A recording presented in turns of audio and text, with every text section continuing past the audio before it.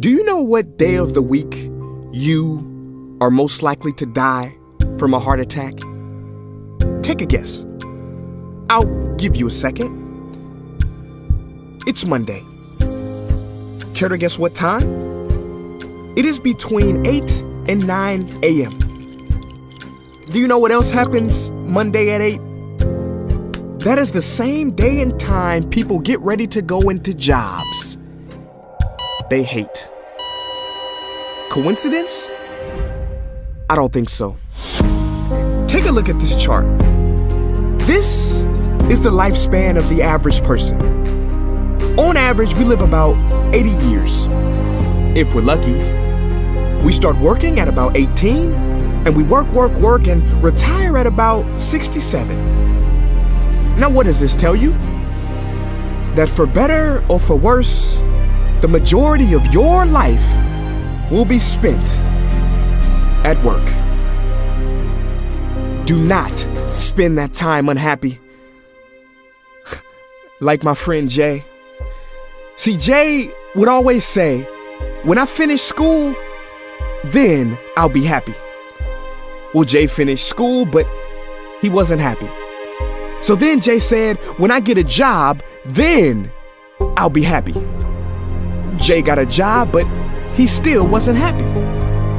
So Jay said, when I get married, settle down, and have kids, then I'll be happy. Well, he got married, settled down, had 2 kids, but still wasn't happy. So then Jay said, okay, when the kids leave home and I retire, then I'll be happy. Well, the kids left home and he retired, but he still wasn't happy. So Jay started going to church. And I asked Jay why he was going to church so much. And he said, because when I die, then I'll be happy. Jay's story, however sad, is not unique. I could have replaced Jay with Johnny or Bonnie. In fact, Jay's initials stand for just about everybody. Many of us are like Jay, but it is not our fault. We have been tricked to stay stuck in jobs that are literally making us sick and to be and then people. You know about the and then people, right? It's people who constantly say, and then I'll be happy. Ladies and gentlemen, we must go from living as and thens to becoming right nows. We have to be happy right now. How? We must either find a job we love or bring more love into our jobs. It is time to step out of the rat race. Cause the funny thing is, even if you win, make a load of money, hold up the trophy that everybody hails, you're still a furry rodent with a pointy nose and long tail. Wake up.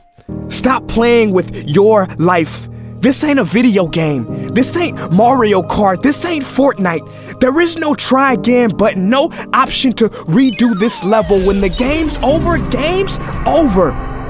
But there is one cheat code to the human console, and that is to take control and to stop buying into the lies society has told, like how overworking is cool and being stressed out is a status symbol.